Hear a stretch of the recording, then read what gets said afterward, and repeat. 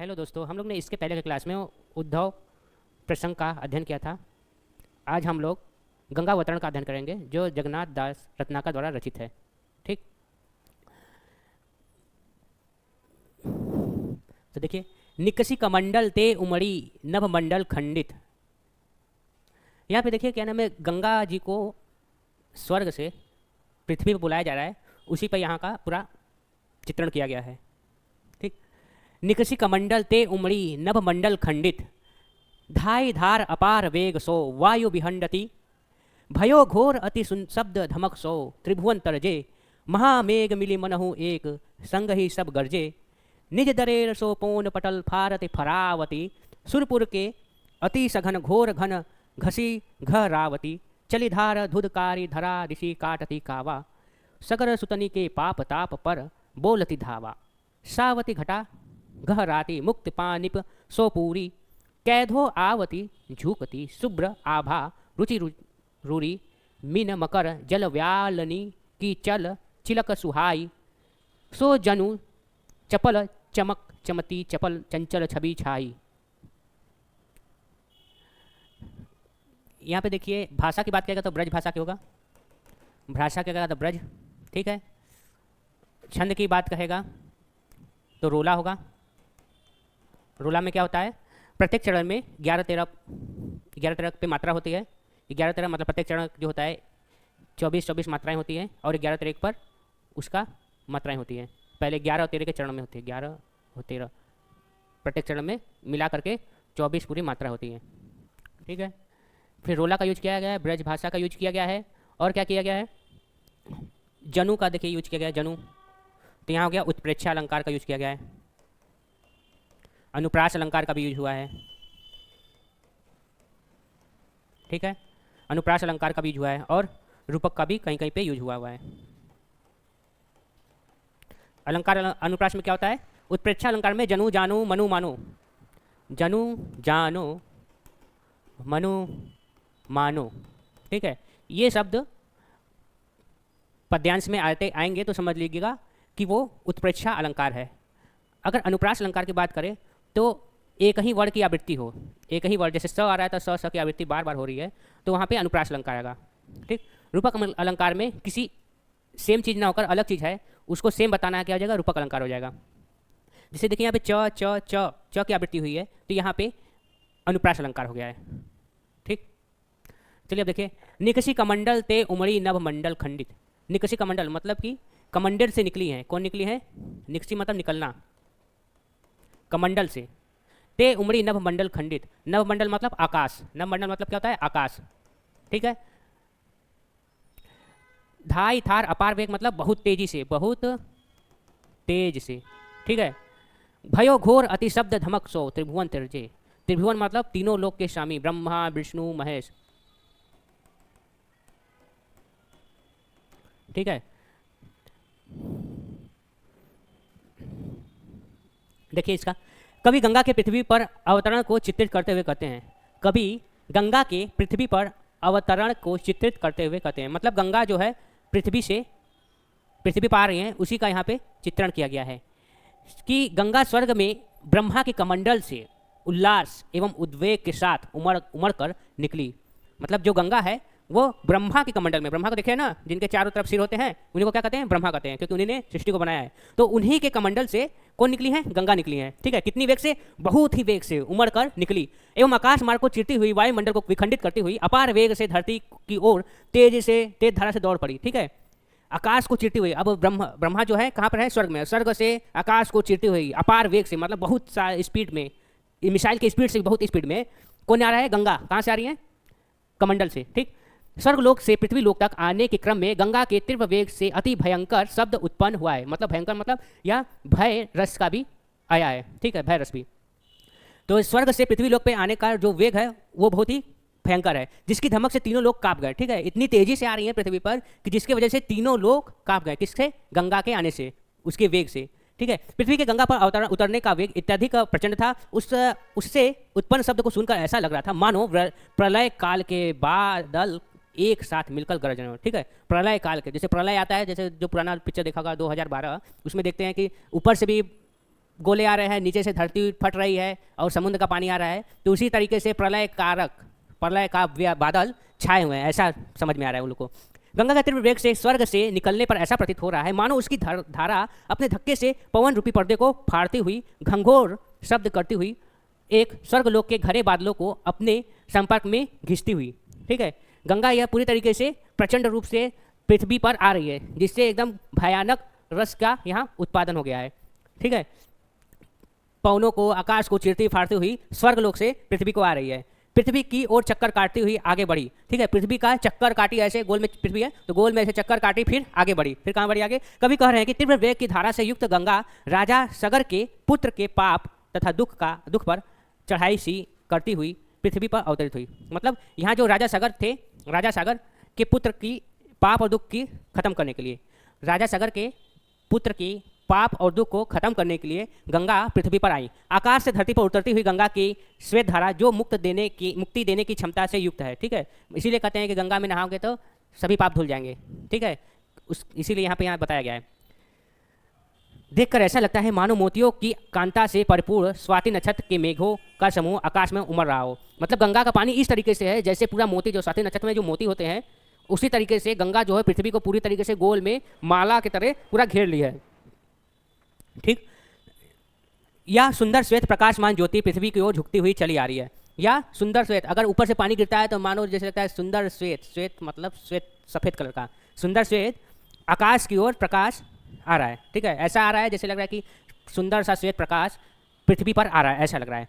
गंगा की पवित्र धारा में मछलियाँ, मगरमच्छ, जल सर्पों की चमक ऐसे शोभा पा रही है मानो चंचल बिजली चमक रही है। ठीक है, गंगा के साथ साथ मछलियाँ भी आ रही हैं, मगरमच्छ भी आ रहे हैं, और जो जल में रहने वाले जीव हैं वो सब आ रहे हैं। ऐसा लग रहा है कि वो बिजली जैसी चमक रही है। ठीक है, कौन चमक रहा है? मगरमच्छ, मछली ऐसे उतर रही है कि जैसे वो बिजली की तरह चमक रही है। बिजली वैसे बादल में रहता है, उसी तरह गंगा की धारा में ये सभी आ रहे हैं, वो बिजली जैसे चमक रही है। ठीक, आगे देखिए, रुचिर रजतमय के बितान तान्य अति विस्तार, झरती बूंद सो झिलमिलाती मोतिन की झालर, ताके नीचे राग रग सुर बनि तनि के ढंग जमाय, के विद करत ध्यानंद बधाए। ठीक, आगे देखिए इसका क्या बताता है। इसमें भी रोला होगा, छंद का बात करेगा तो रोला, और भाषा की बात करेगा तो ब्रज भाषा,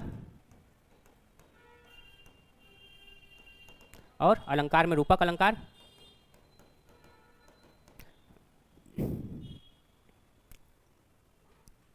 ठीक है, आगे चलिए। देखिए क्या कर रहा है, गंगा जब आकाश से पृथ्वी पर आ रही थी तब उसे देखकर ऐसा लग रहा था मानो किसी ने सुंदर रूपहल श्वेत रंग का विस्तृत चादोवा तंबू टांग दिया है। ठीक है, मतलब ऐसा लग रहा है कि श्वेत कलर का, कैसा लग रहा है, श्वेत कलर का तंबू टांग दिया है। किस पे? पृथ्वी पर। पृथ्वी पर श्वेत कलर का तंबू टांग दिया है। गंगा की धारा से जल बूंदे तंबू में लटकती हुई मोतियों की झालर के समान शोभा पा रही हैं। ठीक है, जैसे तंबू होता है, तंबू के अगल बगल जैसे झालर लगा देते हैं सजावट की तरह, उसी तरीके से गंगा की जो धारा आ रही है वो भी पृथ्वी को तंबू की तरह घेरे हुए हैं और वो शोभा बढ़ा रही हैं। ठीक है, मोतियों के रूप में गिरती हुई जल की बूंदें झिल मिलाती हुई अद्भुत दृश्य उपस्थित कर रही हैं। ठीक है, मोतियों के रूप में जल की बूंदें गिर रही हैं, मोतियों के रूप में तंबू से ऊपर, तंबू जैसे है, तंबू का जब बारिश होता है तो कैसे गिरता है, टिप टिप गिरता है ना, उसी तरीके से मोतियों के रूप में जल की बूंदें पृथ्वी पर धीरे धीरे गिर रही हैं और यह दृश्य बहुत ही सुंदर लग रहा है। कवि कहता है कि इस दृश्य को देखकर यह प्रतीत हो रहा है कि उस तंबू के नीचे देवताओं की स्त्रियों के समूह ने आनंद मनाने के लिए राग रंग के सभी सामान सजाए हैं। मतलब मानो ऐसा लग रहा है जैसे तंबू है, उसमें ढेर सारे आकर्षित करने वाली चीज़ें हैं और एकदम तरीके से बहुत ही मन मोह ले रहा है ये दृश्य देख करके। ऊपर से धारा बह रही है, नीचे से पानी की बूंदें गिर रही हैं और मोतियों के समान वो पानी की बूंदें लग रही हैं और अंदर जो देवी देवताएं लोग हैं पृथ्वी पर, तंबू को पृथ्वी के समान बताया गया है, तो देवी देवताओं लग रहा है कि वो प्रेम मनाने के लिए एकदम बढ़िया से दृश्य बनाया गया हो, ऐसा समझ में आ रहा है। कवि ने अपनी काल्पनिक शक्ति से गंगा के पृथ्वी पर अवतरण को कलात्मक दृश्य के रूप में प्रदान किया है। तो कवि ने यहाँ पे अपनी काल्पनिक शक्ति से, मतलब अपनी मन में वो कल्पना करता है, किसकी कल्पना करता है? गंगा के पृथ्वी पर आने का कलात्मक दृश्य रूप में प्रदान किया गया है। जो कला रूपी दृश्य है वो अपने रूप में प्रदान किया गया है। कबहू सु धार वेग नीचे को धावे, अपार वेग हर हराती लह राती सहज जो जन चली आवे, मनुविधि चतुर किसान पौन निज मन को पावत, पुण्य खेत उन्नपन्न हीर की राशि उषावत। यहाँ पे भी रोला होगा, ब्रज भाषा होगा, ठीक है, अनुप्रास अलंकार होगा, ठीक है। कबहू सुसुधार वेग नीचे को धावे, नीचे को मतलब नीचे उतरना, नीचे की तरफ दौड़ना या उतरना, ठीक है। अपार वेग मतलब बहुत तेजी से, बहुत बहुत तेजी से। हर हराती लह राती सहज सोजन चली आवे, हर हराते हुए या लह लहाते हुए, मतलब जो उसकी ध्वनि है वह हरहराते हुए आ रही है और लहलहाते हुए आ रही है, बहुत ही तेजी से। मनु, मनु यहाँ आ गया, मनु आ गया था, ये उत्प्रेक्षा अलंकार भी हो गया।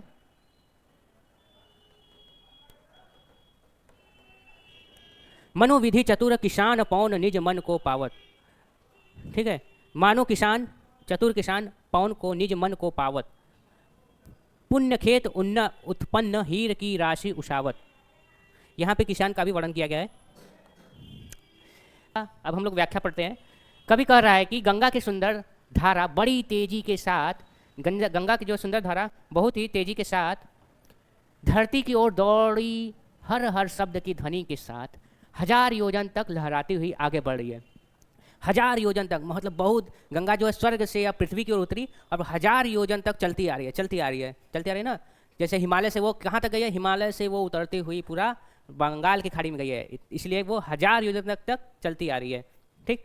कभी कहना है कि गंगा की धारा जल की बूंदों को पृथ्वी पर गिरते हुए देखकर ऐसा प्रतीत हो रहा है मानो ब्रह्मा रूपी चतुर किसान ने अपने मन के अनुकूल पवन की गति को देखकर, ठीक है। जो ब्रह्मा है, ब्रह्मा को यहाँ पे किसान, ब्रह्मा को यहाँ पे किसान की बात कर रहा है, ब्रह्मा जी यहाँ पे किसान बन गए हैं, जो पवन को वेग के अनुकूल जानकर कि पवन जो है हमारे अनुसार चल रहा है, अब ये जान गए हैं कि हाँ अब बोने का टाइम हो गया है। जैसे किसान होते हैं तो वो इन्वायरमेंट के अनुसार जान जाते हैं कि हाँ इस समय क्या बोना चाहिए, इस समय कौन सी फसल लगानी चाहिए।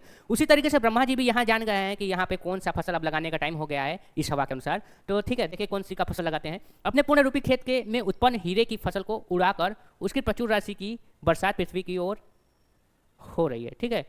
क्या करें, हीरे की फसल को उड़ाकर, हीरे की फसल, हीरे की जानते हैं ना वो तो बहुत ही महंगी होती है, हीरे की फसल को उड़ाकर उसकी प्रचुर राशि, हीरा जो है बहुत महंगा है, उसकी जो जितना भी पैसा मिला है उसकी राशि को क्या करें, पृथ्वी पर बरसात के रूप में कर रहे हैं, ठीक है। बरसात पृथ्वी पर की हो, ठीक है। जो गंगा की पानी इस तरीके से आ रही है, मानो ब्रह्मा जी किसान बन गए हैं, किसान बनने के बाद हीरे की फसल लगा रहे हैं और हवा इस तरीके से चल रही है जिसका जो हीरे से जो प्रचुर, हीरे की जो प्रचुर राशि है वो पृथ्वी पर बरस रही है, हीरे की जो प्रचुर राशि है वो पृथ्वी पर बरस रही है, जिससे हीरे रूपी गंगा की धारा जल की बूंदें पृथ्वी पर गिर रही है, ठीक है। हीरे रूपी गंगा, गंगा को यहाँ पे हीरा की बात की गई है कि हीरा के समान पृथ्वी पर गंगा गिर रही है और उसकी बूंदें पृथ्वी पर भी गिर रही है। एवं भूसे पृथ्वी पर इधर उधर फुहारे के रूप में बिखर रही है। जैसे पानी बारिश ऊपर से गिरता है तो उसके साथ अगल अगल फुहारे के रूप में पानी गिरता है, उसी को यहाँ पे भूसा बताया गया है। जैसे किसान होता है, अपना जब खेत में फसल हो जाता है तो वो फसल में जो जितनी गंदगी होती है उसको दूर करने के लिए हवा का यूज करता है कि उससे जो फसल है वहाँ पे गिरे, दाने जो है एक जगह गिरे और जो उसके भूसे हैं या गंदगी है वो दूसरे साइड चल जाए हवा के वेग से, ठीक है। उसी तरीके से यहाँ पे बताया गया है।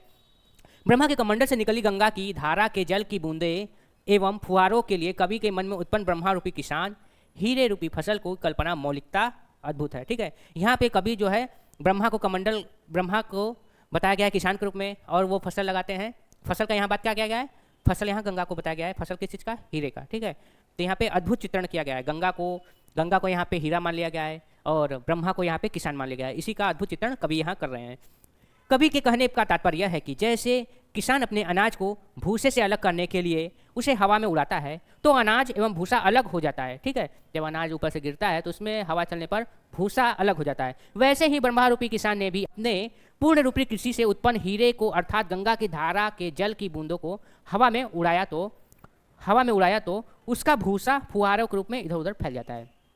तो उसी तरीके से जब गंगा स्वर्ग से पृथ्वी पर आती है तो उसकी धारा तो एक जगह गिरती है लेकिन जो फुहारा है वो चारों तरफ फैलता है, ठीक है। उसी का यहाँ पे चित्रण किया गया है कि इधर उधर फुहारों के रूप में फैल रही है। कवि ने गंगा की धारा के जल की बूंदों को हीरा एवं उसके फुहारों को भूसा से तुलना की गई है, ठीक। गंगा की धारा को क्या किया गया है, हीरे की बात की गई है, जबकि उसके जो फुहारे जो किनारे किनारे पड़ रहे हैं उसको क्या बात की गई है, भूसा बात किया गया है, ठीक है। उसको क्या किया गया है, भूसा के बारे में बताया है।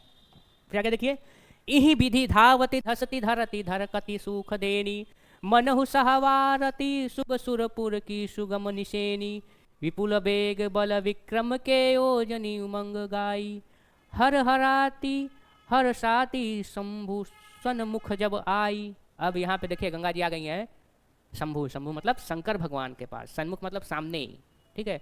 हर हराती हर्षित, हर हराते हुए और हर्षित रूप में शंकर भगवान के सामने प्रस्तुत हुई, ठीक है। भाषा यहाँ ब्रज भाषा रहेगी, ठीक है। अनुप्रास अलंकार होगा, अनुप्रास अलंकार,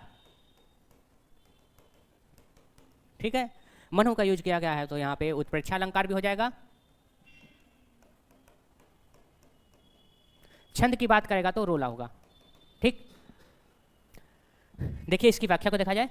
व्याख्या देखिए, कभी कहते हैं कि गंगा अपनी तीव्र गति से आकाश से पृथ्वी पर दौड़ लगाती, धौसती, ढलती, ढलकती सी एवं सबके मनों को सुख प्रदान करने वाली प्रतीत हो रही है। मतलब गंगा इस तरीके से आ रही है जिसके वेग को, उसके रूप को देख करके जितने भी लोग हैं वो पूरी तरीके से आनंदित हो रहे हैं उसे देख करके, ठीक है। सब लोग को सुख प्रदान हो रहा है। कभी कहता है कि गंगा की वेग, कभी क्या कहता है, गंगा को देखकर ऐसा लगता है मानो वह पृथ्वीवासियों के लिए पृथ्वी से लेकर स्वर्ग तक की सीढ़ी तैयार कर रही है। मतलब गंगा जो है स्वर्ग से ऐसे आ रही है और जैसे ही लग रहा है कि ऊपर देखने पर लग रहा है कि अब सीढ़ी बन गया है, आराम से स्वर्ग पहुंच जाएंगे, बिना मरे हुए ही आराम से स्वर्ग पे पहुंच जाएंगे, ऐसा प्रतीत हो रहा है। उसकी धारा में अत्यधिक वेग, शक्ति, पराक्रम, ओज की उमंग है, ठीक है। किसकी धारा में, गंगा की धारा में अत्यधिक वेग है, शक्ति है, पराक्रम है और ओज की उमंग है। अपने इन गुणों को सभी में उमगाती हुई, ठीक है। इन गुणों को देखकर वहां के लोग उमंगित हो रहे हैं, मन में उनके उमंग उड़ रहा है। हर हर की ध्वनि करती हुई वह अत्यंत प्रसन्नता के साथ भगवान शिव के सामने प्रकट हुई। भगवान शिव के सामने अब प्रकट हो गई हैं कि अब बस शांत रहो, अब आगे नहीं बढ़ सकते, ठीक है। पौराणिक कथा में गंगा के वेग को देखकर कम करने के लिए शिव के द्वारा उसे अपनी जटा में धारण करने का वर्णन है, ठीक है। पौराणिक हिंदू धर्म में अनुसार, हिंदू धर्म के पौराणिक कथाओं में ऐसा वर्णन है कि गंगा जब स्वर्ग से पृथ्वी पर आ रही थी तो उनका वेग इतना था, उसके वेग को कंट्रोल करने के लिए भगवान शंकर ने अपने जटा में उन्हें बांध लिया या कैद कर लिया।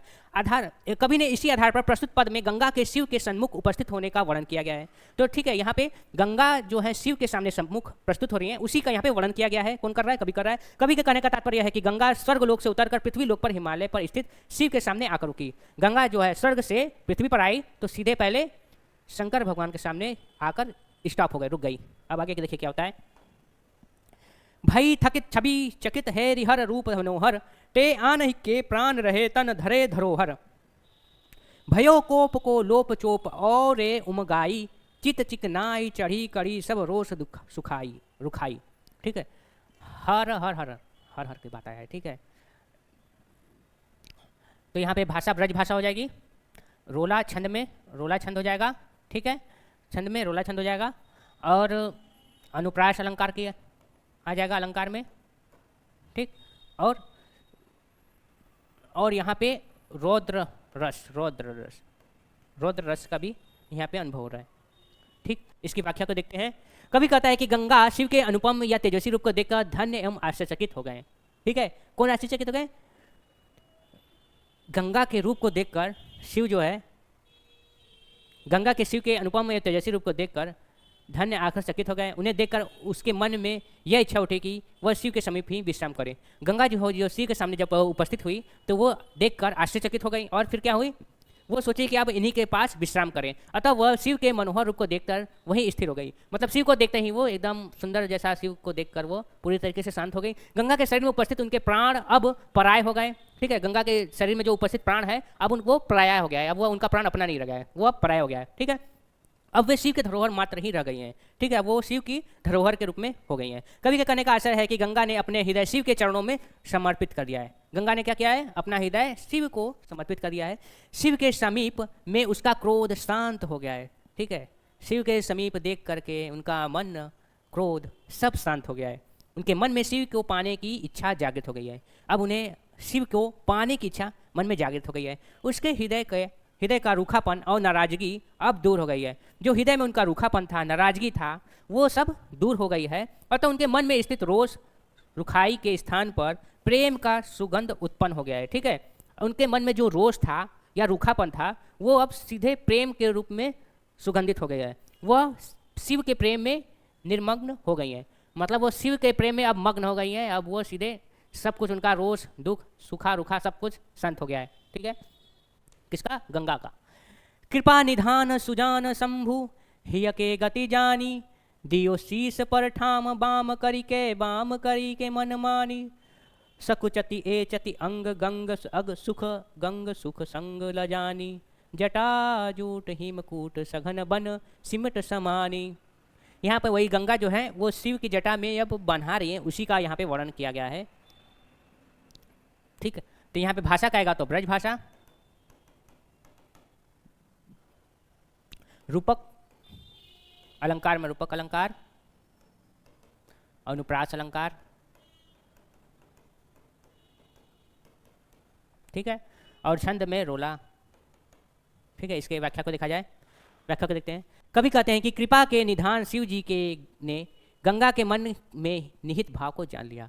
गंगा जब शिव के पास प्रस्तुत हुई, उनका रोष दोष जितने भी उनके प्रति रोष था, जो भी था, सब उनका शांत हो गया।